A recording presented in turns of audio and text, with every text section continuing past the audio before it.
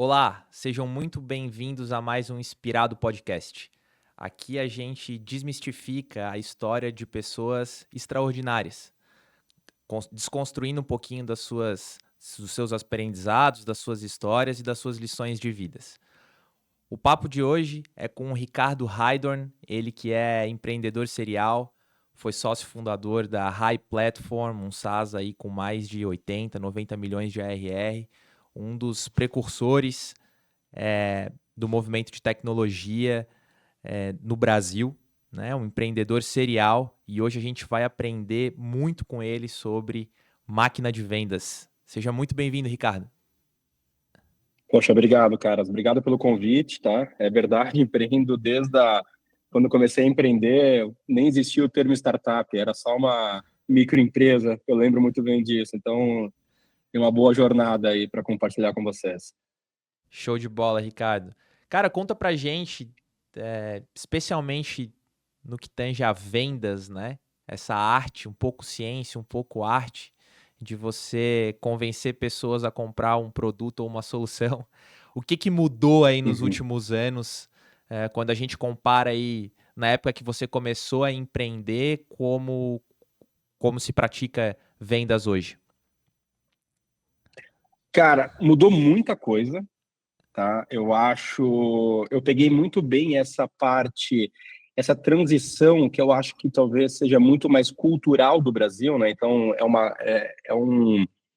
um movimento talvez importado dos Estados Unidos, num processo de venda, daquela mecanização. O americano, ele é assim, né? O americano é assim no restaurante, ele é assim no esporte, ele também se tornou assim nas vendas, né? Então, eu peguei muito bem essa transformação aí cultural de um processo que tu sai do somebody love da venda, né? Do veja bem, sabe? Daquele processo que tu precisa encantar, falar bem, convencer a pessoa para a mecanização da venda, tá? Eu lembro, eu fui numa palestra em 2013, 2014, num evento chamado Cebit, lá em Hannover, na Alemanha, que foi a primeira vez que eu ouvi um cara falando sobre máquina de venda. Na época, a gente tinha a Seeker, né, que foi uma outra empresa que eu fundei, que depois, no final, veio a se tornar também a High Platform. E eu lembro que numa dessas palestras de máquina de venda, era um americano, não lembro o nome do cara, mas ele falou, vou dar americano mais direto, falou uma frase famosa que o gestor de venda que precisa dobrar a sua venda, que a única ação dele é dobrar a sua equipe, é um mau gestor de venda, né? Então eu lembro que foi a primeira, 2013 acho que foi isso, né? E ele explicou a mecanização, o processo e a ciência por trás disso tudo. E foi o meu primeiro touch que eu tive com essa transformação. Eu lembro que quando eu volto para o Brasil, a gente tenta aplicar isso aqui, e eu lembro, e essa transformação foi muito louca, porque para a gente construir uma máquina de venda naquela época, nós literalmente tivemos que formar vendedores, tá? Isso é real, assim, 100% dos vendedores, porque os vendedores, talvez, do jeito antigo, né? Não sei se é jeito antigo a forma correta de se falar, mas de uma cultura diferente, eles literalmente eles não se aplicavam num processo mecânico. A gente teve que formar pessoas, né? Hoje existe um processo chamado Sales Enablement, né? Tem muito a ver com isso. Então, cara, peguei bem essa transformação. Eu acredito que uma venda, ela em sua essência, um processo de venda em sua essência, ela é baseada numa ciência, numa matemática de processo, tá bom? Eu não, onde talvez o processo precisa dar liberdade para que os bons vendedores, né, ou as habilidades, né, de cada ser humano se sobressaia com base naquele processo. É como se fosse um joguinho de futebol, né? Tu monta uma estrutura de time, tu dá liberdade dentro daquela ponta, daquela parte do meio campo para a pessoa fazer a liberdade dele ali, mas só que existem alguns limites para que o processo funcione de uma maneira natural e que a gente consiga bater a meta no geral como um todo da companhia, né? Bacana, Ricardo. Cara, e conta pra gente, quais são os pilares, né, os principais aspectos de uma máquina de vendas, de uma empresa que está operando com as melhores práticas e usando ciência na sua área de vendas hoje? Cara, eu vou falar sobre o que eu acredito. Pô, já passei por várias empresas, sou conselheiro de algumas, a gente estava até conversando agora sobre isso. Eu acho que venda, assim como inovação, tu lembra lá nos anos 90, 2000 ali, que a galera confundia inovação como uma área, né? Não, eu vou ser inovadora, só eu ter uma área de inovação, né? Pô, não tem como fazer isso, né? A venda, ela também não é uma área, né? Eu acho que existem pessoas responsáveis por fazer com que aquele processo aconteça, né, obviamente, assim como uma área de inovação, como um todo. Só que eu acho que a venda, ela é algo que norteia a companhia como inteiro, assim. Então, a cultura da empresa, se ela não ser voltada, se tu não conseguir criar uma cultura de crescimento e uma cultura de venda que para mim passa pelos founders também, principalmente, pelos sócios das empresas, e isso é norteado para uma diretoria e decantado para o restante da companhia, eu acho muito difícil tu construir uma máquina de venda. Tá? Nunca vi casos que aconteceram onde tu não tens uma cultura de venda e tu consiga aplicar sobre isso, tá? E quando eu falo cultura de venda, é uma cultura, a forma com que eu enxergo a venda, para mim, ela é muito baseada no sucesso do cliente, sobre a garantia do sucesso do cliente, tá? A galera acha que talvez o sucesso do cliente ele aconteça no momento de pós-venda, mas não, né? O processo da jornada de venda como um todo, né, de um funil como um todo, ele é baseado no sucesso do cliente. E se tu não tens uma cultura de produto, de companhia que te sustente um crescimento, tá? E que sustente o cliente como parte, razão principal para que aquela empresa exista, tipo, para tu resolver uma dor, eu acho muito difícil tu criar. Na verdade, eu nunca conheci uma empresa que conseguiu fazer isso. Tu pode talvez ter ondas de empresas que inovaram muito rápido e conseguiram, mas elas quebram muito rápido, né? Talvez elas cresceram muito mais pela inovação do que pelo processo de venda, mas depois que talvez o mercado comece a chegar muito mais concorrente, isso começa a ficar um pouco mais perdido com relação a isso. Então, para mim, a cultura de venda, ela dentro de uma companhia, ela vai literalmente ser a base da pirâmide para que isso aconteça, tá? Tu passa por um outro processo, que é um processo de paciência. Não é fácil criar, porque a paciência ela é uma consequência de uma troca de cultura e até de resultados, né? O brasileiro, é só a gente olhar no futebol, né?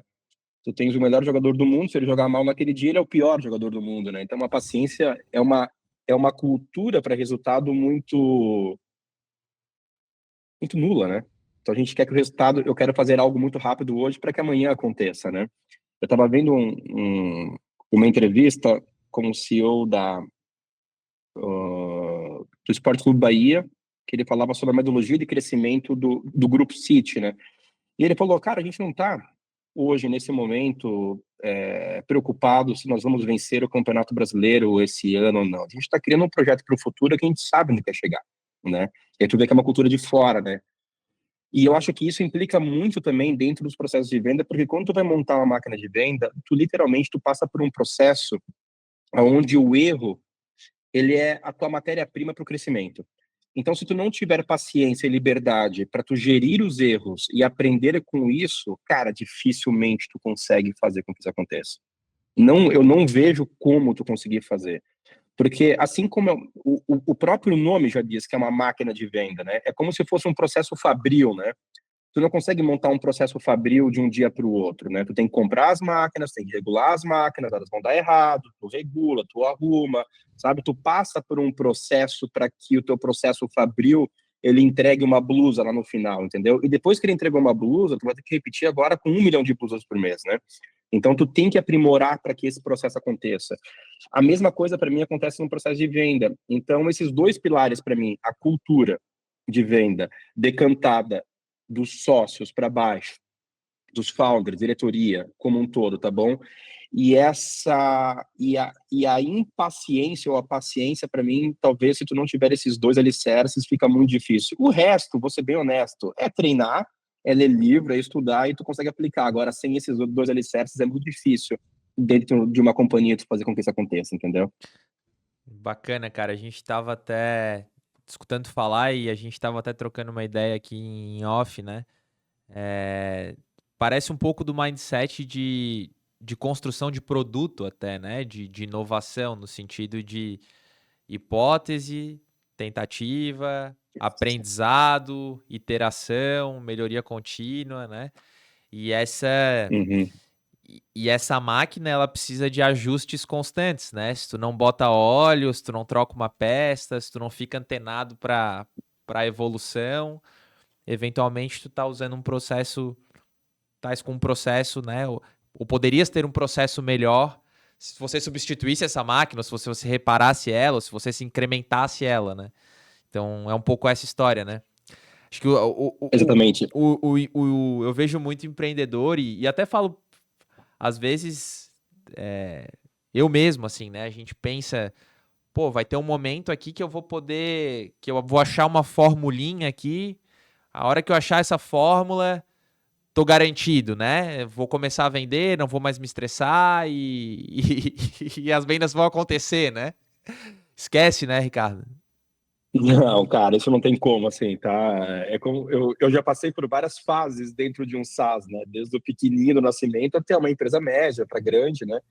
Então, na verdade, quanto mais tu vende, mais rápido tu tem que ajustar com que as coisas aconteçam mais rápidas e as mudanças também sejam mais rápidas, né? Essa questão das mudanças é um negócio muito legal porque tu pega um time que tu precisa trocar de uma mudança de um processo talvez muito mais cultural do somebody love lá para uma máquina de venda. A mudança ela é um cotidiano, cara, ela é um dia a dia, ela é o arroz do risoto, né? Para que aquilo aconteça, assim. Tu tira a mudança, cara, é igual tirar arroz do risoto. Ah, vou colocar macarrão, mas não é mais risoto. É outra coisa, não é mais prato, entendeu, cara? Então, as mudanças elas precisam acontecer de maneira muito rápida. Só que quanto mais mudança, mais pessoas preparadas, mais cultura ao erro, mais paciência, mais cultura à venda, tu vai ter que, tipo, tu vai precisando fazer com que isso aconteça, assim, sabe? É, essas mudanças, elas também são baseadas na cultura do erro, como eu falei, porque no final é um jogo, cara, tu vai errar 8 para acertar uma. Essa uma que tu acertou vai pagar a conta. Sim. Entendeu, cara? Só que se tu for, se tu não tiver talvez inteligência emocional por passar por esse, porque é um processo difícil passar, entendeu, cara? Como é que tu vai chegar? Não, cara, vamos lançar só daqui a 6 meses, a gente vai começar a vender, vamos passar, sabe? E o brasileiro também tem uma coisa que esquece, que eu acho. Pô, cara, a gente visitava muito, assim, a gente viajava muito para bons mercados de SaaS, assim, e tu vai percebendo a diferença, né? A gente esquece.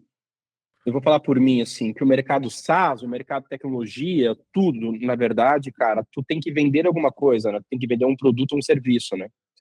Quer dizer que a qualidade do teu produto, a qualidade do teu serviço, ele diz mais com relação à venda e à forma com que tu vai vender do que o teu processo de venda. Não adianta eu chegar para ti e querer vender um Fusca a um preço de R$ 1 milhão. Cara, não vale isso. Não, mas, cara, eu montei um processo de venda para vender Fusca. Cara, mas o teu produto não sustenta para que aquela máquina. Então, esse alinhamento entre produto e venda, ele é muito importante. E eu acho que o brasileiro, minha visão, não são todos, tá?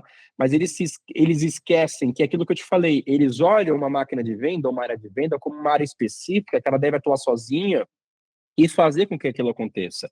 Quando no final, não. A cultura de venda, ela está dentro da empresa, onde a equipe de produto, ela também é responsável por fazer venda.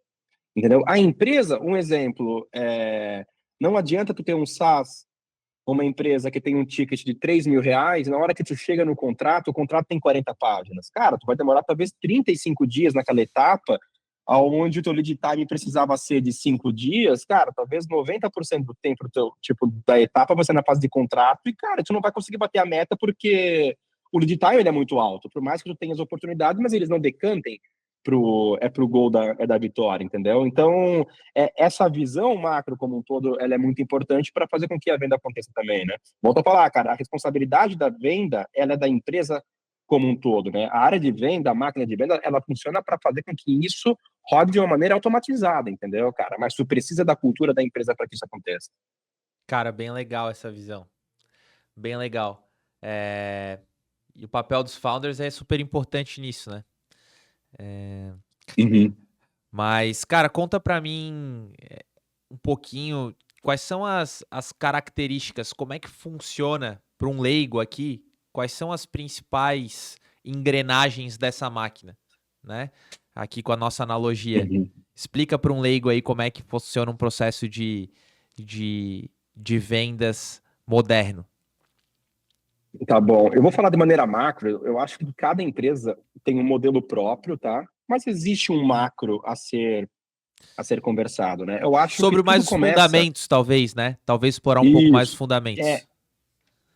A matéria-prima da venda, ela tem um nome, né? Ela se chama lead. Essa é a matéria-prima da venda. Tu pode ter 1.000 vendedores, mas se não tiver nenhum lead, tu não vende para ninguém, tá bom? Tu pode ter nenhum vendedor, mas se alguém ligar para o teu financeiro e quiser comprar, tu vai ter que vender, entendeu, cara? Então, a gente tem que partir do princípio que a matéria-prima de uma venda, ela é o lead. E acabou, pronto. Então, tudo começa, a jornada começa por aqui, tá? Em sua estrutura macro, tu pode ter um departamento responsável por uma entrega capacitada desse lead, né? Que normalmente é uma área de marketing, né? O marketing, em sua essência, talvez ele possui, vamos falar de maneira geral aqui, talvez dois macros, né? Então, tu tens um marketing de performance, que talvez seja responsável pela entrega desse lead, né? Ou de um lead qualificado, que se chama MQL, para quem quiser pesquisar mais, tá bom? Então, eles são dentro de uma cadeia produtiva, eles precisam, o produto que eles entregam é um lead e um MQL, ou MQL para uma próxima indústria, né? E existe uma área também de marketing chamada marketing institucional.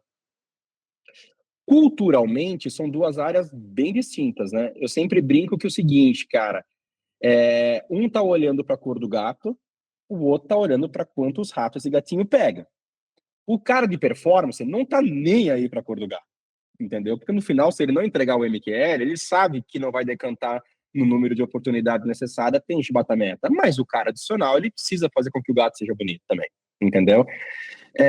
Há uma discussão sobre o que é mais importante, mas acho que daí cultura, isso tem mais a ver talvez com o perfil de cada ser humano do que com o processo, entendeu? Eu sou um cara que eu gosto de contar o número de rato que entra, entendeu? Indiferente da cor do gato, mas não dá para mentir que tu tem um institucional muito muito bonito e claro, talvez, né? Entendeu? Mas também não adianta tu ter um gato muito bonito caso ele não pegue nenhum rato. No final, o que importa é o número de ratinho dentro da cestinha para que tu gere um patrimônio de oportunidade dentro da empresa. Então tu começa para uma área de marketing, tá?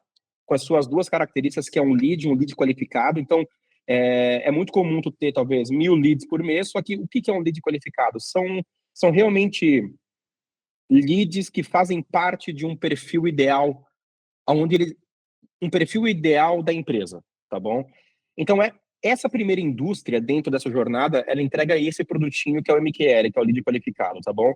É muito comum que as operações de venda pós-marketing, eles têm uma outra área, que é uma área que antecede a um fechamento de negócio, que é uma área de pré-vendas, tá?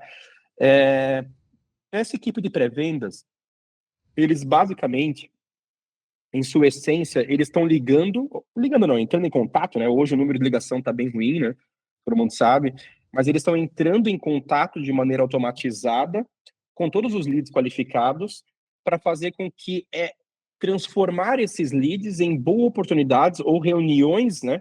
Com boas oportunidades de venda para uma etapa posterior, que é a etapa de closers, de venda, né? A etapa de venda é Uhum. tudo, né? Mas como se fossem os caras que vão fechar negócio, tá?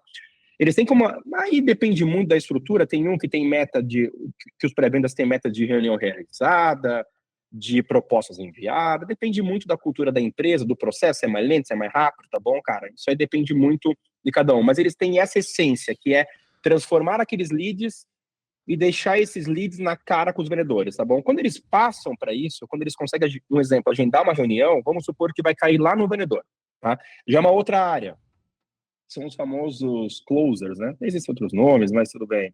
São os vendedores, esses caras, eles pegam essas oportunidades, tá? E eles têm um único objetivo, que é fazer com que o negócio se torne dinheiro rentável para a empresa. É fechar negócio, assinar contrato, faturar, que a gente fala, tá? Então, existem esses três macros. Eu gosto de definir um processo de venda entre um funil borboleta, que falam, né? Então, tu tens a parte direita, a parte esquerda, que é um processo de novo negócio, que a gente chama de go fast, então tem que ser rápido, rápido, rápido, rápido, rápido. Quanto mais rápido for aqui, mais dinheiro tu tens na venda, tá bom? E no lado direito, tu tens um outro processo, que é um processo de sucesso do cliente como um todo, tá bom? Que que é um go long, né? Então, quanto mais prolongado um cliente ficar, mais dinheiro rentável tu vai ser, né? Então, tens um go fast e um go long aqui dentro, tá? O que eu gosto de falar, tá? O processo de venda, de máquina de venda, ele não morre no go ou no fechamento da parte esquerda do funil. Na verdade, ele Uhum. começa. Em um SaaS, principalmente, se tu olhar o tamanho da RR que tens na base, é sempre maior do que o tamanho de RR que está entrando. Isso quer dizer Uhum. que o futuro da tua empresa está no lado direito, não no lado esquerdo, tá bom?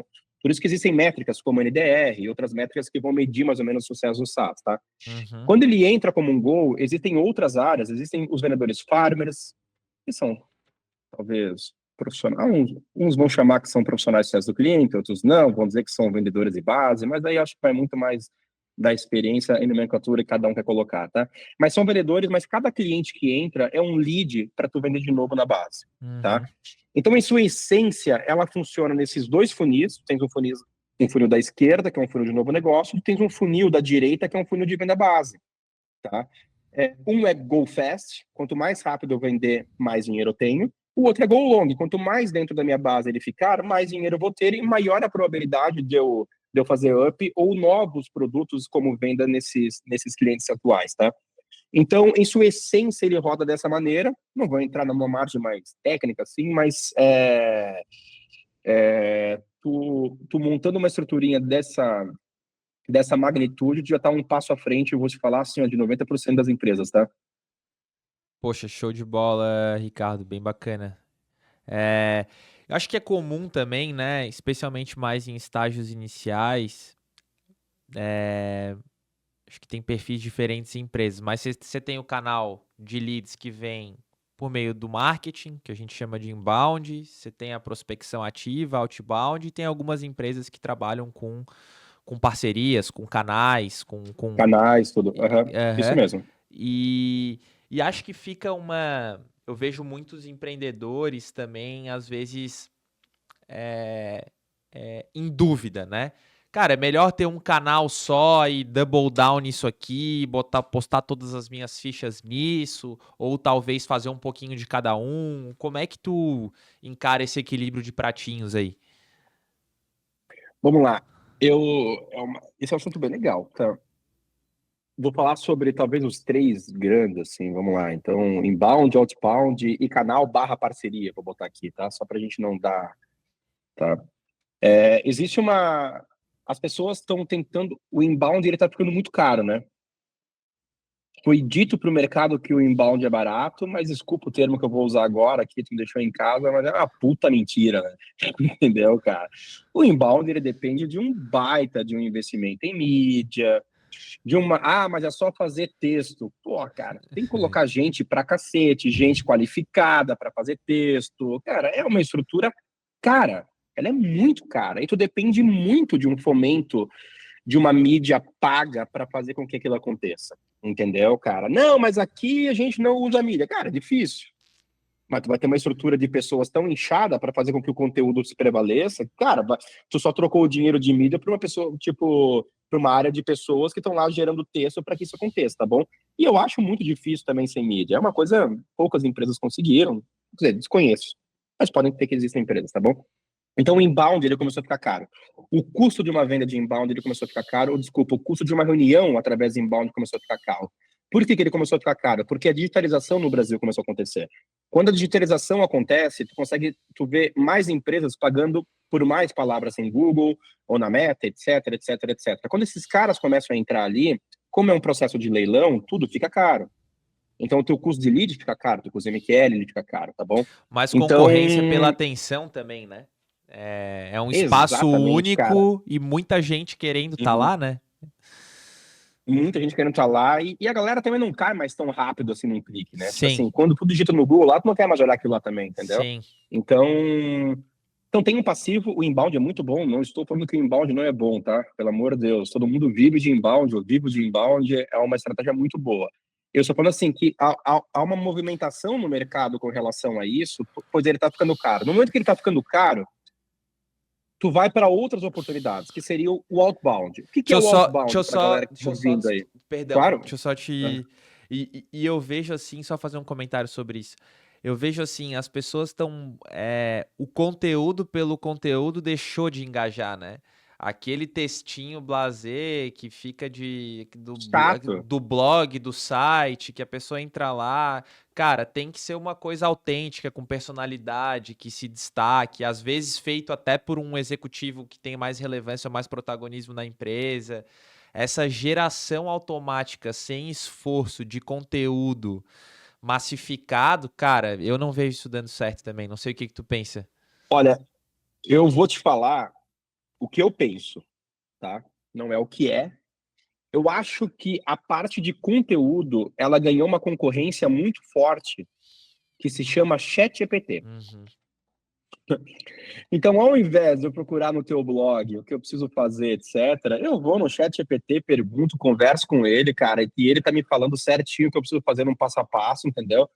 Não estou falando que as pessoas estão parando de ler blogs, tá? Não é isso. Estou falando que, cara, que criou-se mais uma ferramenta onde ela é mais rápida para eu adquirir conhecimento. É. E o blog, ou o conteúdo, ele tem uma essência que é tu decantar conhecimento para os leitores, né? É uma Sim. essência, né? Eu quero ler bons conteúdos onde eu me torno mais inteligente, né? E no momento que tu tens boas IAs funcionando, eu, por exemplo, cara, eu sou um cara que eu vou muito, eu uso muito o IA e eu parei. Então, assim, por que eu vou fazer um download de um e-book? E eu vou entrar num blog de um... Cara, puta, meu, a IA faz para mim isso, é muito mais fácil. Então começou a ficar muito mais difícil o inbound fazer isso. Tá? Então, para mim, a IA é uma boa concorrente desses materiais de conteúdo, blogosfera como um todo, né? Até porque quem tá produzindo, mal ou bem, tá usando, né? Então, aquele texto que tu lê no LinkedIn, cara, pode ter meia dúzia de palavras que o autor deu a lapidada dele, mas o grosso veio do Olha, chat cara, GPT.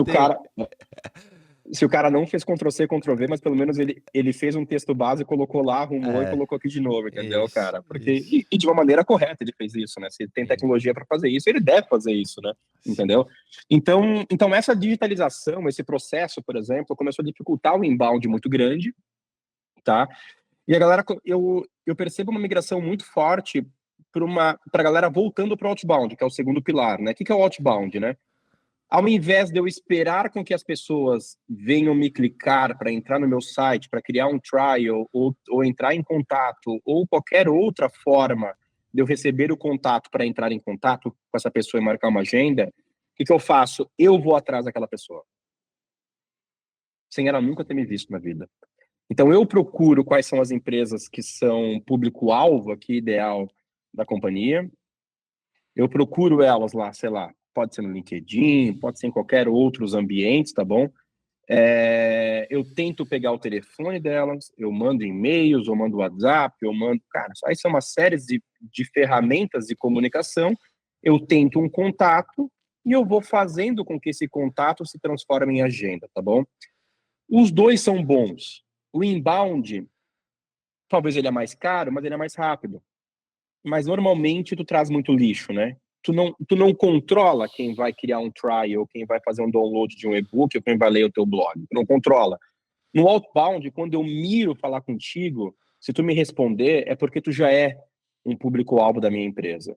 Então, normalmente, o enriquecimento das agendas, eles são muito mais nobres, né? Que a gente fala, né? Só que o outbound, ele tem um passivo que ele é mais lento.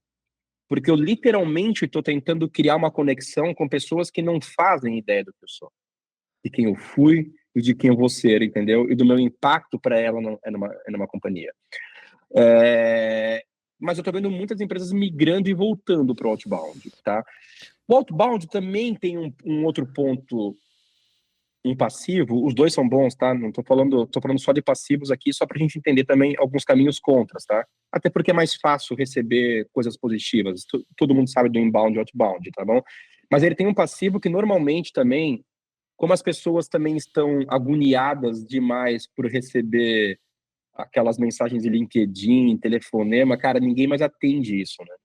Cara, eu vou te Sim, falar que eu não consigo mais usar o LinkedIn. Cara, eu sim. nem abro. Se tu for falar comigo das mensagens, eu não vou abrir. Porque é um nível de spam tão alto aquilo lá pra mim que eu acho absurdo. Cara, sério, eu não olho mais. Tem gente, pô, cara, te chamando no LinkedIn. Eu falei, cara, não vi, eu nem abro mais a mensagem. Cara, se eu abrir agora, meu, deve ter 100 lá. Deve ter muitas pessoas que me conhecem, mandando recado, que eu não vou abrir, cara. Então é chato pra cacete.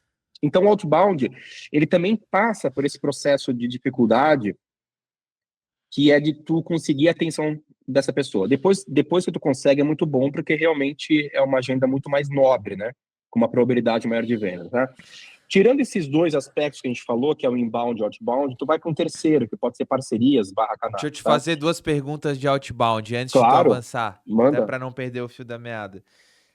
Cara, tu acha que aquele playbook do Aaron Ross, né? Para quem não conhece, o Aaron Ross é o autor do livro Receita Previsível, que acho que é um dos pais aí da máquina de vendas como a gente conhece hoje, especialmente desse processo de prospecção mais ativa e tudo mais.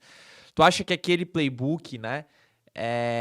Que adaptações tu enxerga?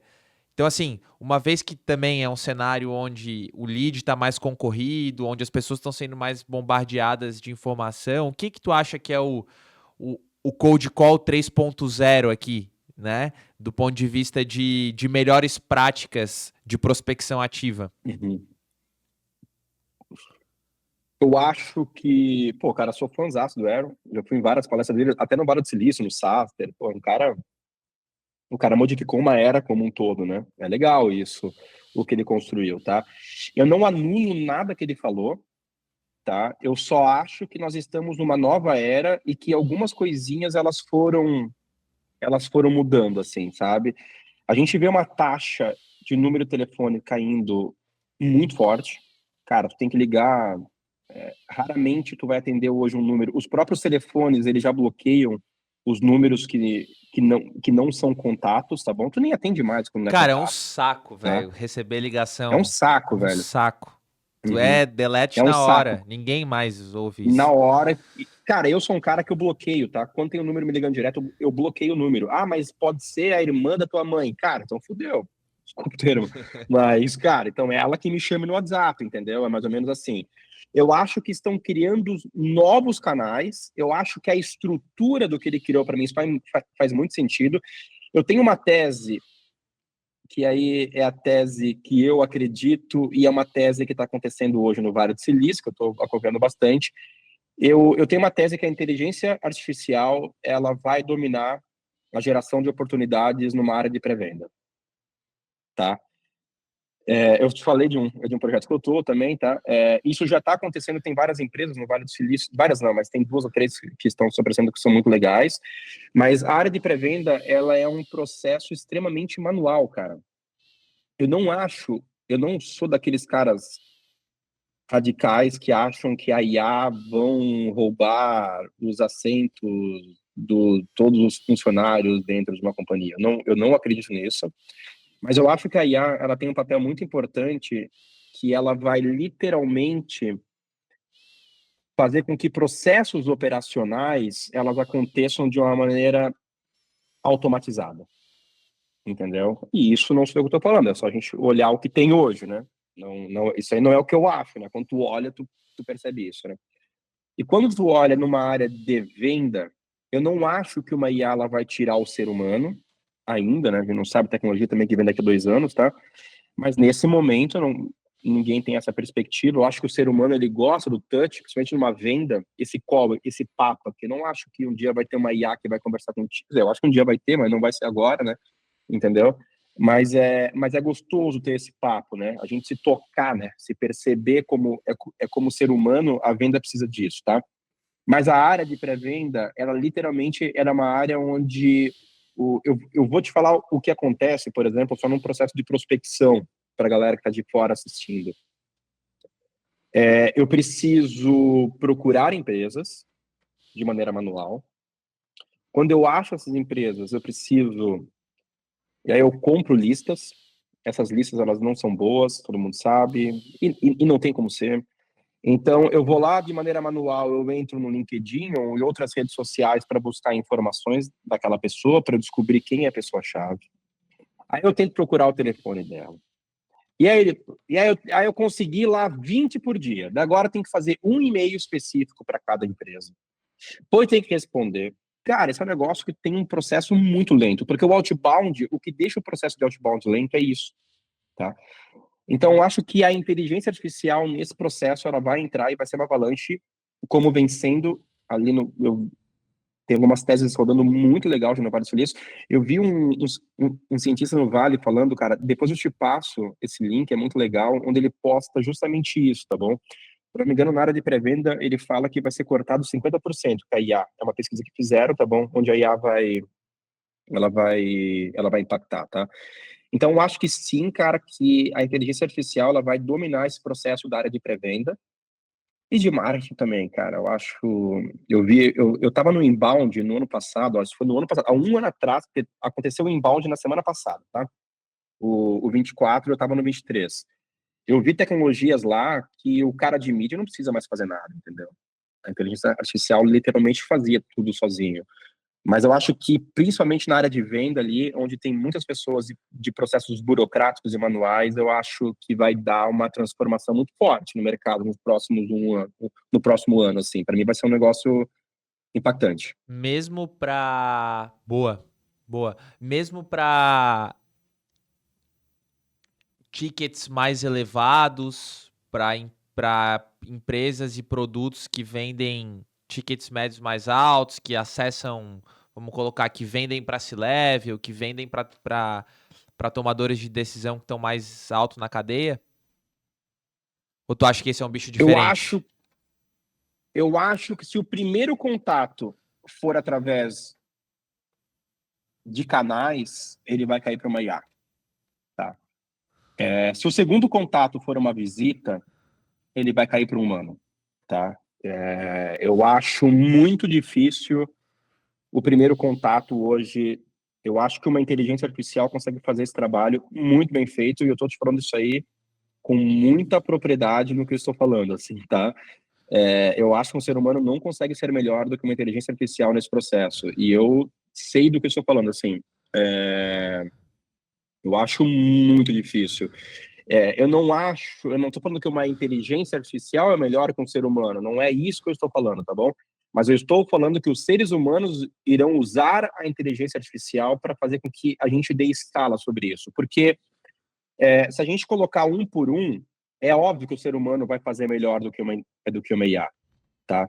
Só que quando a gente fala que eu preciso prospectar 1.000 empresas, sei lá, em uma semana, tô chutando aqui, tá? Qualquer número aqui é um chute, tá bom? Cara, ou eu vou encarecer muito o meu processo de venda, que eu posso, se eu quiser queimar caixa, eu posso fazer isso, entendeu? É, o, o ser humano é pior do que uma IA, porque tu não vai conseguir os, literalmente, tu vai começar com Ctrl+C, Ctrl+V em texto, tu vai errar o português. Cara, o processo, ele é amoroso, entendeu, cara? Então, acho que isso vai ser uma revolução, na minha opinião, tá? E olhando o que está acontecendo um pouco lá fora, para mim vai ser uma área que vai ser bastante impactada, vai ser a área de pré-venda, tá bom? Com a inteligência artificial. Legal, cara. E a gente falou de inbound, falou de outbound, e como é que tu acha que canais, né? Então, esses revendedores ou outras empresas ou pessoas que indicam, né, oportunidades e recebem um percentual de venda ou algum tipo de incentivo, como é que tu acha primeiro, que tipo de empresa tu entende que pode se beneficiar dessa estratégia e como que tu acha que essa estratégia se comunica com esse momento de IA que a gente está vivendo aí, com as transformações que a gente está Uhum. vivenciando? Eu acho o canal um puta modelo de negócio. Eu sou fã de canal, tá? Eu não. Eu acho que os três funcionam da mesma. Tipo, tu pode rodar os três ao mesmo tempo, não. Tipo, um não elimina o outro, tá bom? Na verdade, cara, os três rodando ao mesmo tempo até é um processo muito mais robusto, porque tu não tens dependências, né?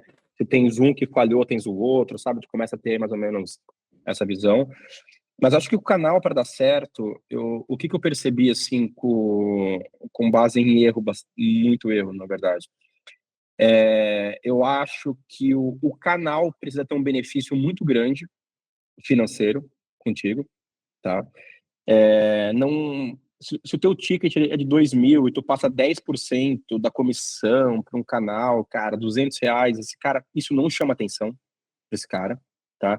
Tu vê boas empresas, tu pega, por exemplo, uma HubSpot, quando quando começou com a parte de canal, ou até uma RD aqui do Brasil, que eu acho que fez um baita de um trabalho, é um baita case. Pô, cara, um puto orgulho do que a RD fez em canal aqui no Brasil, tá bom? No SaaS. Então, o canal da RD, ela não ganha ela não está preocupada com a porcentagem dos 5, 10, 20, 40%, por exemplo, nem sei se tem, tá? Do comissionamento sobre o produto, até porque é um ticket menor, né? Entendeu? Ela não vai ganhar dinheiro com isso. Mas a estratégia da RD, como ela sabe que a agência, ou da HubSpot ou de outros, eles ganham um baita de uma receita recorrente com o serviço que o produto gera, entendeu? Então aquilo gera um valor financeiro para o canal. Então vale a pena para o canal vender aquele produto, porque ele sabe que ele vai ganhar mais dinheiro do que o produto. Porque para mim essa é uma boa troca, né? Tu compra o meu produto aqui, tu vende meu produto por 1.000, mas tu ganha 10.000. Quer dizer que nós, como produto, ganhamos e tu ganhou muito mais. Pô, que legal, entendeu? Então, eu acho que no Brasil ainda tá muito enraizado o canal. Ah, vou te dar 10% de comissão. Cara, porra, 10% de comissão, cara. Tem que vender 10.000 para ser R$ 2.000, né? Aí tu vai colocar o quê? Vendedor, pré-venda pro cara. Cara, não paga nem o salário do cara, entendeu? Então, tem que vender quanto, assim. Não tô falando que o comissionamento não é bom, tá?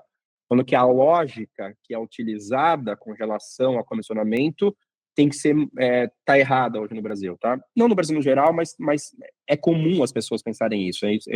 Então, quando tu olha que o benefício financeiro ele ajuda e impacta muito o canal, para mim é uma boa forma. Tem muitos SaaS que tem isso, só que tu passa por um processo também que é muito ruim, que tem muitas empresas que não conseguem ter um setup muito rápido, né? Então, se tu não consegue, se demora 6 meses para colocar um produto no ar, por exemplo, cara, tu vai ter né, o correto, aí talvez seja uma outra forma de criar canais. A Salesforce faz isso muito bem, é um baita de um case, onde ao invés da própria Salesforce colocar o produto no ar, como o setup deles é muito caro, eles criam parceiros, mas olha o setup ser caro, olha que legal. O parceiro vai ganhar dinheiro.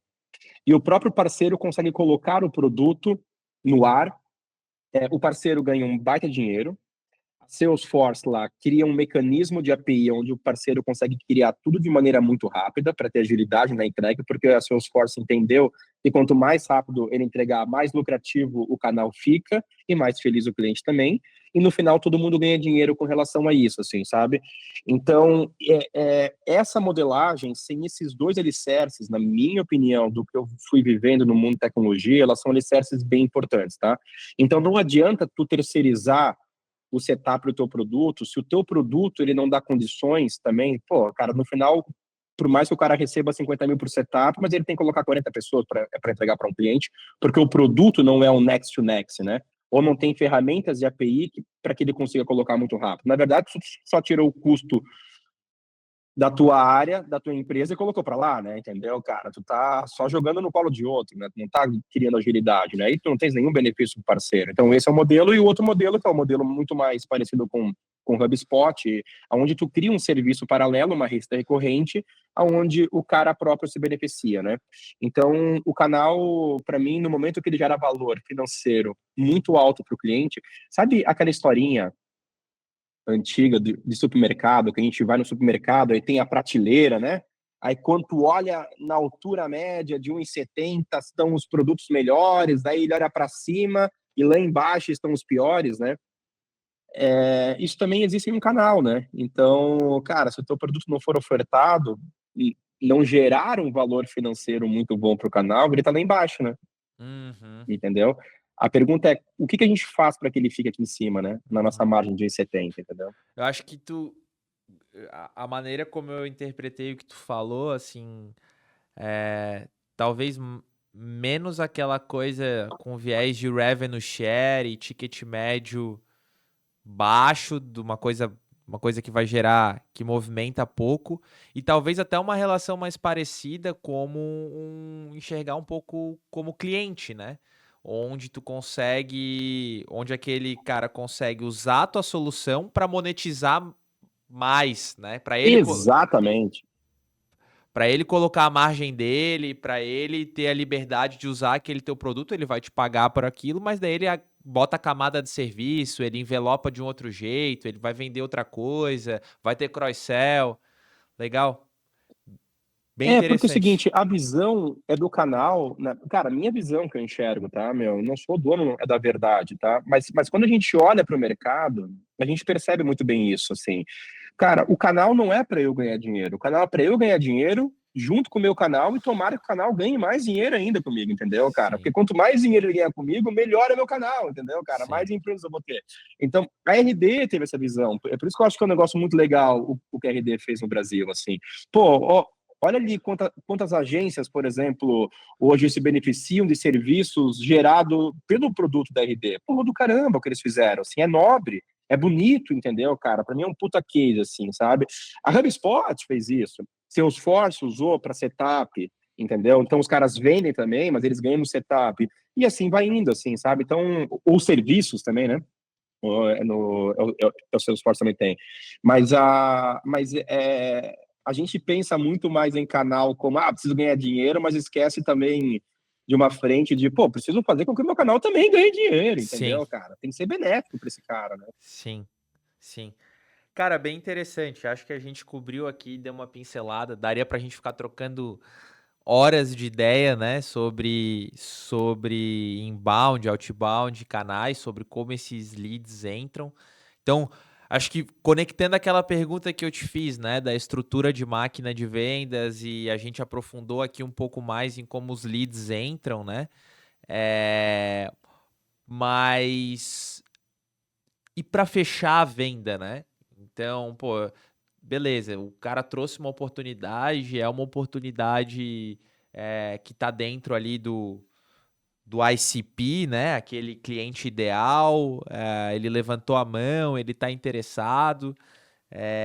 O que que tu acha que é, no ambiente, claro, né? No ambiente que ele é mais competitivo, dificilmente você tem setor aí que você tá em oceano azul, mal ou bem tá todo mundo competindo por preço ou por qualidade.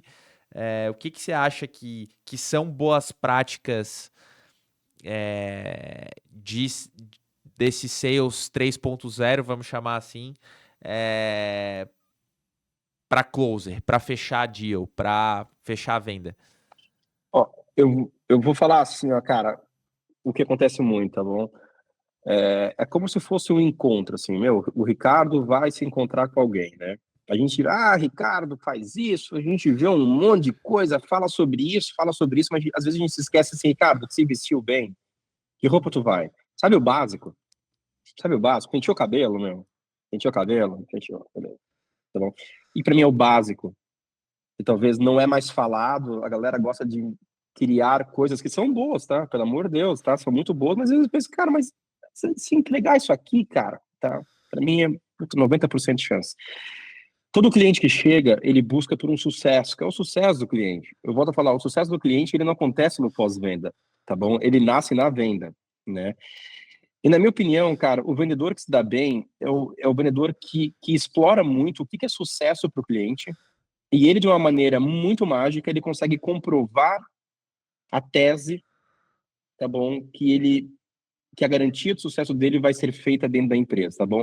Aí tudo bem, existem formas de se provar com que isso, mas a galera esquece que isso aqui é a base única, né? É única, cara, e a galera, puta, meu. Então, assim, cara, o que é sucesso para ele? O que ele busca aqui? Por que ele quer comprar isso aqui, meu? Tem algo por quê, tá bom? A negociação ser baseada nisso, para mim, ela é muito importante, né? Tem uma coisa muito legal, tipo, no software, por exemplo, como é que tu consegue garantir o sucesso do cliente ou demonstrar o sucesso do cliente antes da venda? Existe um negocinho chamado trial, né? Mas olha que legal, né, cara? O trial mesmo, se tu for ver em sua essência no inglês, é um julgamento, né? Então, é isso, né, cara? Tipo, então é o seguinte, cara, é tu dar a possibilidade do ser humano que está do outro lado, cara, literalmente julgar para que ele consiga, pô, cara, eu consigo garantir o sucesso do que eu quero aqui dentro, assim, sabe? Então para mim, cara, eu acho que a galera se esquece disso, tá? Não adianta tu ter uma estrutura de máquina aonde na hora que tu vai falar com o cliente, tu vai no somebody lobby de novo. Não, mas veja bem, fecha comigo. Cara, calma, meu, entendeu? Tipo assim, então para mim é garantia do sucesso do cliente, tu conversar sobre o que é sucesso com ele, tá bom? E transmitir. Caso tu não consiga comprovar antes no processo de venda, Ricardo, eu não tenho um trial, um exemplo de um trial no setor mobilístico, cara, automobilístico, é quando eu faço um test drive no carro. É um trial, cara. Tô julgando se aquilo é bom ou ruim para mim, tá? Então, existem vários trials que podem ser criados. Pô, mas eu não consigo fazer com que ele conheça meu serviço ou não consigo fazer com que ele conheça o meu produto. Pô, cara, apresentar cases, levar com que ele converse com outras pessoas que passaram pela mesma dor dele, pelo mesmo sucesso que ele quer ir atrás, cara, porra, é uma forma de trial, entendeu? Então, para mim, cara, a negociação ela ser baseada no sucesso do cliente, para mim, cara, é onde mora toda a essência da venda. Eu acho muito difícil alguém comprar de ti sem que ele perceba que a garantia do sucesso dele vai ser é uma garantia, assim, sabe? Tipo, vai ser feita ou realizada, assim, sabe? Então, para mim, esse é o beabá de uma máquina de venda na etapa de fechamento. Para mim, eu não gosto do somebody love, eu não tô falando que caras não são bons em somebody love, mas eu acho que o processo ele mora no momento da escala. Quando eu dependo de somebody lovers, eu dependo de pessoas, né? Terem aquele perfil ou não. Eu não posso depender, entendeu, cara? Então se eu conseguir criar um processo onde eu consiga ter escala e eu sei que o padrão da minha escala é garantir o sucesso do cliente em toda a jornada, cara, eu opto por esse porque estatisticamente para mim sempre foi muito mais garantido uma venda quando eu foco no sucesso do cliente do que ao contrário, entendeu? Então para mim, cara, às vezes é o básico, é o se vestir bem e pentear o cabelo que a gente esquece de fazer e fica inventando várias formas mirabolantes, entendeu, cara? E uma boa negociação para mim é isso, né? A gente esquece o que é uma negociação. A negociação é o seguinte, cara, tu vai ganhar dinheiro, eu vou ganhar dinheiro. Tu não vai ganhar mais, mais o que, mas também não vou ganhar mais do que tu. Então, cara, então assim, cara, qual é o problema dele? Como é que eu resolvo? Eu resolvo? Não, cara, uma boa negociação para mim, ela também é eu chegar para ti e falar assim, cara, eu não consigo resolver o teu problema, desculpa. Tá bom, cara? Eu te Perfeito. aconselho em um outro. O sucesso que tu busca, eu não consigo garantir. Isso para mim é uma boa negociação, cara. A gente parte do princípio que boas negociações elas são baseadas só nas vitórias, né? Mas, cara, quando eu não coloco um cliente, que eu não consigo garantir o sucesso do cliente dentro da base, eu fiz uma boa negociação, porque eu evitei um Perfeito. churn, eu evitei uma insatisfação do cliente, assim, sabe? Então, volto a falar, para mim o sucesso do cliente, ele permeia a jornada como um todo, e a gente não pode esquecer desse alicerce muito importante, né? Para todas as indústrias, tá? Boa. Cara, muito legal a tua visão. Muito legal mesmo. Tô aqui refletindo sobre várias coisas na minha empresa. É... Ô, Ricardo, e tu acha que tem espaço, ou em que casos, né, é, o field sales é importante, né? Tu ir lá tomar o cafezinho, tu ir lá fazer uma reunião presencial. Tu acha que é, existe espaço para isso dentro desse mundo atual que a gente está falando? Em que casos? Discorre um pouco sobre isso, por favor. Eu acho que, meu, cara, eu gosto muito do field, eu nasci no field, né? Entendeu? Eu acho que o seguinte, tá? Vamos lá.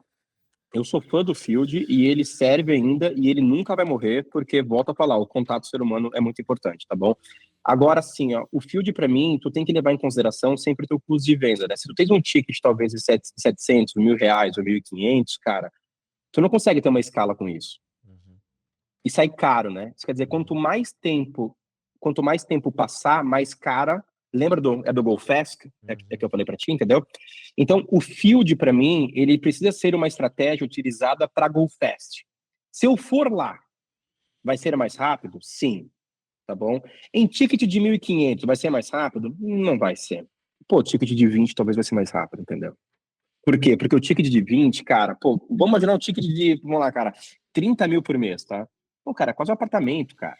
O cara tá comprando um apartamento em um ano. Se o teu LTV for 60 meses, cara, olha só, cara, o cara literalmente comprou um baita de um apartamento contigo, né? Você tá vendendo apartamento, né? Então, cara, como é que você não vai visitar um cara que vai comprar um apartamento, sei lá, de 500 mil reais aí, entendeu, cara? Mais, né? Muito mais, né? Muito mais, né? Dependendo do LTV. Então, o field sales, para mim, é uma máquina muito importante, tá? Em tickets maiores, ele deixa o processo mais rápido e mais barato, porque a galera pensa, ah, mas e o táxi, o avião, não sei o quê. Tá bom, cara, mas se tu prolongar essa negociação, ela também sai cara, né? Sim, Entendeu, cara? A galera esquece, tipo, do outro eixo. Ele só imagina o eixo X, mas não o Y, né? Entendeu?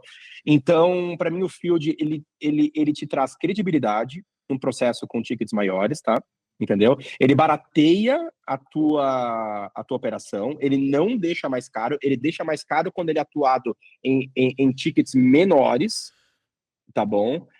Mas ele literalmente ele mexe nesses dois alicerces. E mexe talvez num que hoje eu percebo, mas é a minha visão, muitas empresas deixam de fazer field sales e até em tickets maiores, tá?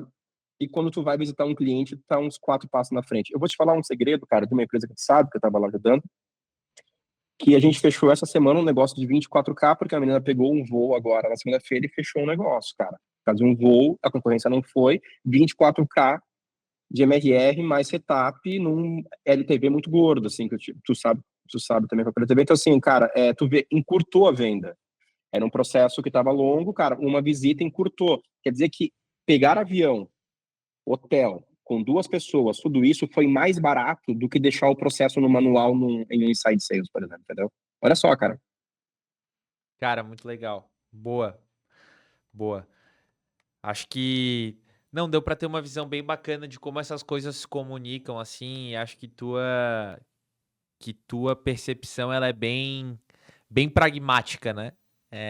Acho que dá para ver que tu tá na ponta, tá executando, tá respirando isso, porque eu também vivo isso, né? No dia a dia aqui com o meu time de sales e com a empresa como um todo, e tudo que tu tá trazendo são coisas bem, cara, dores bem reais, assim, né? E coisas bem que acontecem no dia a dia. Acho que a galera que tá ouvindo vai conseguir aproveitar bastante disso. Posso falar uma coisa, cara, que eu Fica à aprendi, assim, em vontade. venda, cara, de um bom líder de venda? Eu acho que o bom líder de venda é o cara que entra na piscina primeiro e fala se a água tá fria ou tá quente. Boa. Eu acho que a galera nova geração, assim, eles querem pessoas que estejam dentro da piscina, entendeu, cara? Do que tu colocar as pessoas dentro. Ah, não, cara, pode entrar, cara. Tipo assim, então, tu literalmente tu entrar no campo e tu perceber. E uma máquina, ela é justamente nisso, assim, sabe, cara? Tu tem que perceber como é que tá o campo, tu tem que perceber se tem buraco, entendeu, cara? Então, quanto mais próximo do campo, quanto mais próximo da piscina, cara, mais tu vai perceber se precisa ferver a água, se tá muito quente, se não sei o quê, sabe? E às vezes, eu acho que as pessoas, um time de revenue como um todo, aí quando eu falo revenue, é a jornada inteira mesmo, tá? Elas estão literalmente gostando de líderes dessa maneira, assim. Então, acho que isso também fica muito melhor, né? Legal. E já que tu falou um pouco de time, a gente está abordando isso, queria te fazer mais uma pergunta. Na hora Claro. que também é um desafio aí é, de quem tá de quem tá vendendo. Todo empreendedor tem que estar vendendo. Então eu acho que é um desafio de todo mundo, de todas as empresas, né? Como, cara, recrutar, treinar, especialmente treinar, né? O que que tu compartilha de práticas, de coisas que dão mais ou menos certo na hora de treinar time de vendas? O que que tu recomendas? Tá bom. Vamos lá. Então, no processo que eu acredito ser o ideal, eu acho que a equipe de pré-venda, eu acho que os treinamentos começam lá na base, na equipe de pré-venda. Eu acho que é muito legal tu ter um processo que decante os pré-vendas dentro da jornada de revenue, tá bom? Seja transformando eles em vendedores, transformando eles numa equipe de sucesso do cliente, transformando eles numa equipe de farmer, tá? Então, para mim, tu ter um processo de enablement, de contratação e treinamento aqui no pré-venda, sabendo que o que eu quero pessoas que tenham pré-venda com uma habilidade X, Y, Z e queiram se tornar isso no futuro. Para mim, o treinamento ele começa por aí, tá? Entendeu? Para mim, a primeira fase dessa jornada como um todo, tá bom? Quando a gente consegue fazer com que isso aconteça, tá bom? Quando tu consegue fazer com que isso aconteça, cara, tu ganha muito tempo em treinamento, mas literalmente tu ganha muito tempo porque esse cara, quando ele chega num processo de venda, num processo de CS ou de farmer, etc., tá? Ele chega muito mais bem preparado. É Perfeito. uma matéria-prima muito mais valiosa tá bom? E literalmente até mais barata para tua operação. Porque quando tu traz alguém de fora, quando tu rouba alguém, tu passa por um processo que tu precisa pagar mais do que estava pagando, então já existe uma média salarial, só que tu passa por um processo de ramp-up que também é caro, né? O processo de ramp-up de um pré-vendedor, quando ele é decantado aqui para um processo de revenue como um todo, é um processo menor, o cara já tem a tua cultura, conhece teus produtos, sabe o que é vender, sabe o que não é vender, então ele é muito mais preparado com relação a isso, tá? Dentro das equipes de vendas, eu gosto muito de.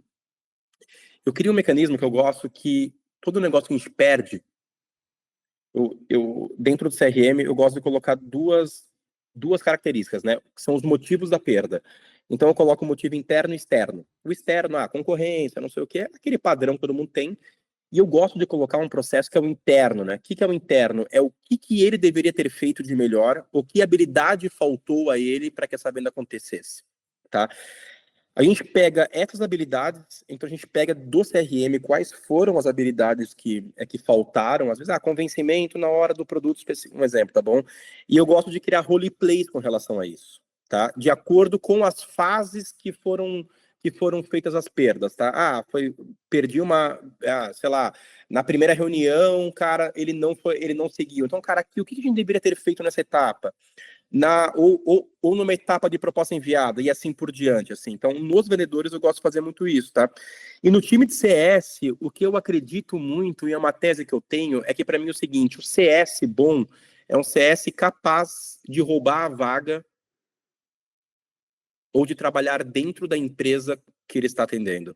Se ele for um cara que modifica a empresa que ele está atendendo, ele é um bom CS, é porque ele gera o sucesso, ele sabe o que fazer lá dentro, entendeu?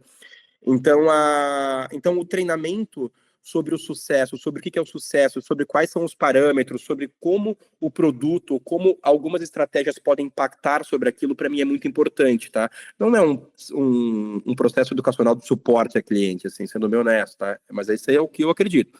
Então, para mim, o impacto dele dentro da operação, para mim, é algo muito mais importante e até para o cliente como um todo, né? E tu acha que. Boa, legal. E tu acha que esse pré-vendedor ou vendedor consegue, tem que entender a ponto do produto e do mercado tão bem quanto um CS, por exemplo, para conseguir fazer uma boa venda? Por exemplo, só falando um pouco do meu mercado aqui, né? A gente acho que é uma das únicas empresas que, que tem uma estrutura de máquina de vendas, né, Aham, organizada dentro do nosso segmento, que é o segmento de investment banking. sim. E com etapas de funil muito bem separadas e etc.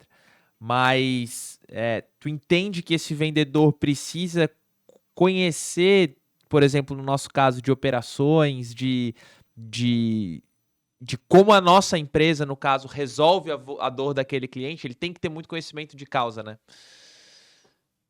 Tem, cara, para mim, precisa. Lembra que eu falei para ti que eu acredito que o sucesso do cliente permeia toda a jornada?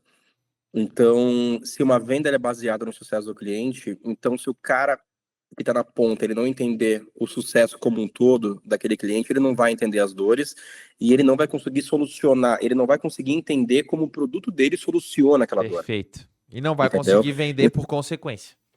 Não vai. Para mim, cara, é como se tu fosse cortar o cabelo, meu. Então, tu tá vendendo o serviço de um cabeleireiro.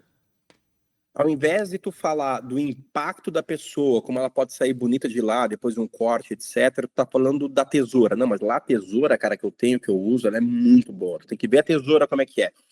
Parece ridículo quando eu falo isso com relação a cabeleireiro, né? Mas, cara, basicamente é isso que a gente faz em outros mercados, né? A gente fala da tesoura, né? E a gente esquece de falar sobre o porquê que a pessoa tá querendo cortar o cabelo, entendeu? E é um exemplo que eu sempre gosto de nortear para as pessoas terem a mesma percepção, assim. Então, cara, vamos falar menos de tesouras, que ninguém tá aí para tesoura, todo mundo tá aí para o sucesso, né? Que, cara, por que alguém quer fazer aquilo?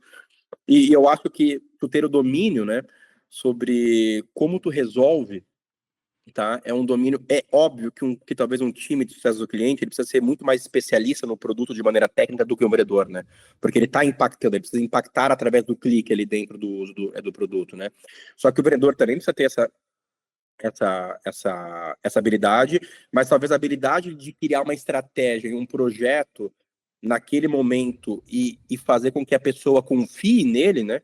Para que o negócio feche, talvez seja maior, né? Mas tudo baseado no sucesso do cliente, tá? Show de bola, Ricardo. Estamos caminhando mais pro nosso final aqui. Eu acho que faltou um tópico que eu queria que você contasse um pouquinho assim. Claro. Para quem já está mais familiarizado com esse mundo de máquina de vendas, etc., a gente sabe que tem uma sopa de letrinha das métricas, né? E Aham. CAC, NDR, churn, etc. Cara, quais são as principais métricas que você acompanha para saber se toda essa máquina tá azeitada e tá dando certo? E se você puder explicar um pouquinho sobre essas métricas, partindo do pressuposto que talvez quem está escutando não conheça tão a fundo, seria legal. Tá bom. Eu gosto muito do custo de MRR. Eu olho mais do que o CAC. Por que eu olho mais do que o CAC? Ah, então o Ricardo falou que o CAC não é importante. Não, não, pelo amor de Deus. Falando que eu olho mais do que o CAC, eu tenho uma tese porque eu olho mais que o CAC, tá bom? Porque às vezes se eu tenho uma operação com um ticket maior, quer dizer que o meu COC ele vai ser gordo. Porque talvez ao invés de entrar em 30 clientes por mês, vão entrar talvez 2, 3 clientes. Só que o ticket é muito alto. Quando eu olhar o CAC vai ser 30 mil reais, 50 mil reais. Porra, CAC é absurdo, não sei o quê. Pô, mas o ticket do cara é 25, quer dizer que em 2 meses ele se pagou com LTV de 60. Então, quando a gente olha só o CAC, a gente não consegue ter muita percepção. Para eu saber se o CAC é bom, eu preciso saber do quanto ele vem, do ticket médio da empresa, da taxa de churn, do LTV, daí eu consigo, entendeu? Então, cara, então o CAC, quando eu olho isolado ele não me dá muita informação. Preciso pegar mais informações para saber se ele é bom, tá? Quando eu olho o custo de MRR, baseado na meta batida, eu sei literalmente o quanto custou trazer para casa um MRR. E eu sei o quanto está custando de acordo com o tempo, eu consigo fazer uma performance com relação a isso. Então, eu sei se a minha operação, literalmente, ela está ficando mais cara ou mais barata. Tá? Então, um exemplo, eu posso estar vendendo 200 mil reais MRR por mês a um custo de MRR de 4. Agora eu estou vendendo 400 mil, mas agora o meu custo de MRR ele está em 12 reais, tá? Isso quer dizer, cara, quanto hora de fora, nossa, quer dizer que tu duplicou as vendas, ou sei lá quanto, entendeu, cara? Não, cara, na verdade eu tô queimando mais caixa do que antes, né? Por mais que eu tô colocando coisa para dentro, mas a minha eficiência como máquina de venda, ela só piorou. Entendeu? Por mais que eu saí de 200 para 500, sei lá quanto eu falei, cara, mas, porra, eu tô muito mais caro a operação. Eu não fui efetivo, né? Tô enganando aqui quando eu olho, entendeu, cara? Então, quando eu olho esse custo de MRR, para mim ele é muito importante, tá bom? Um outro número que não tem como não olhar, na verdade, tá bom? É o churn. Acho que tem que olhar o churn. Eu olho muito o churn, é uma métrica que te ferra muito, né? E eu sempre olho uma outra métrica que se chama o net, né? Que é o quanto eu vendi de MRR menos o churn, né? Então, se eu vendi 100 e perdi 20, eu netei 80. Na prática, eu cresci 80, né? Eu não cresci 100, que foi das vendas, né? Então, eu olho muito esse churn. Cara, tem um número que eu olho muito, que é uma métrica que talvez é pouco conhecida no Brasil, mas para mim é mais importante de SaaS, cara, que é o NDR, que é o Net Dollar Retention. O que é essa métrica, só para vocês entenderem? Eu pego uma fatia, um lote de clientes, tá bom? Uma safra de clientes de um ano atrás, por exemplo. Eu peguei lá setembro de 2023. Então, quantos clientes que eu tinha na base? Eu tinha 100, tô chutando aqui, tá bom? E quanto eles pagavam por mês? Eles pagavam 100 mil reais, tá? Por mês, que é um ticket médio de 1.000 reais. Legal. Quando eu pego essa safra aqui de um ano atrás e coloco agora, quanto eles estão pagando desses clientes? Tá? Os mesmos clientes estão pagando 110 mil reais. Pô, quer dizer que eu tive um NDR de 110%. Quer dizer que eu não precisei vender para crescer. Olha a saudabilidade da empresa. Entendeu? Os mesmos 100 estão pagando 90. Pô, quer dizer que, cara, que eu tô perdendo cliente, tem alguma coisa errada aqui nesse contexto, tá bom? Ou estão pagando 70, quer dizer que o meu NDR foi de 70%, quer dizer que, cara, quando eu olho o NDR, eu deixo de olhar o churn com uma maneira isolada, mas eu consigo ver também muito mais uma fatia do quanto a empresa ela pode literalmente morrer, né? De upsell, Entendeu? tu incorpora o upsell. Contabilizo o up e o cross, tá bom? Eu posso utilizar o NDR tanto para um MRR, né, quanto por dinheiro, quanto por logo também, né, entendeu? Mais um exemplo, daqueles mesmos 100 clientes que eu tinha, só tenho 90. só que os 90 estão me pagando 120. Pô, cara, legal, entendeu, cara? Então tem um NDR positivo, né? Muitas empresas hoje já estão avaliando as startups, né? Tipo, os modelos de recorrências financeiras e assinaturas muito mais pelo NDR, né? Que é a tua capacidade não só de não perder cliente, mas como crescer no cliente, né? Porque tu precisa estar sempre upando, né? A gente não pode esquecer que tem inflação, tem um monte de coisa que impacta, né, financeiramente uma companhia, né? Então o NDR acaba sendo, para mim, talvez um indicador. Ah, cara, vou te falar que talvez para mim posso ser crucificado aqui, mas eu acho que é o indicador mais importante de um SaaS, assim, para mim hoje é o NDR, tá? Minha opinião. Tá? Então são esses indicadores principais, assim, tá? E fica aí também a dica sobre o custo de MRR. Vamos falar, não tô falando que o CAC não é importante, é óbvio que eu olho, só que o custo de MRR para mim ele é muito mais importante porque ele vai me dizer muito mais sobre a eficiência do que eu estou criando, entendeu? Um exemplo, é melhor às vezes tu ter um custo tu vender 100 mil a um custo de MRR de 4 do que tu vender 100 mil a um custo de MRR de 15, entendeu, cara? Sim, No final tu gerou o mesmo resultado financeiro, mais resultado financeiro do que outra coisa, né? perfeito, Ricardo. Perfeito. Cara, show de bola. Acho que foi uma aula aí um pouco mais de uma hora, profunda, eu diria.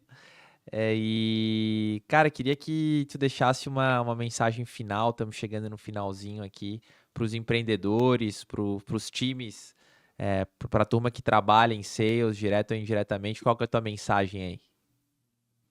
Cara, que enxerguem a venda como algo da companhia, não como uma área, acho que é muito importante. Que não esqueçam que bons produtos vendem mais do que bons vendedores, tá bom, cara? Que boa cultura vende mais do que bons pré-vendas e vendedores, etc. E que, cara, que tenham paciência para criar um processo de venda, porque ele é lento mesmo, mas ele é baseado numa cultura de erro, tá? Onde talvez é aquilo que eu falei, né? De 10 passos, 9 vão ser errados e um vai ser o acerto, mas eu garanto para vocês que aquele o passo no décimo ele paga a conta e vale a pena, entendeu? Show de bola, Ricardo. Tá bom, gente? Muito obrigado pela tua Agradeço também, participação. tá, cara? Obrigado mesmo pelo convite. Contem comigo, me achem nas redes sociais aí por Ricardo Raider, tá bom? Contem comigo sobre qualquer processo, tá? Maravilha, Ricardo. Pessoal, obrigado. Esse foi mais um Inspirado Podcast. Até a próxima e espero que tenham gostado. Valeu. Valeu, um abração, pessoal. Tchau, tchau. Tchau, tchau.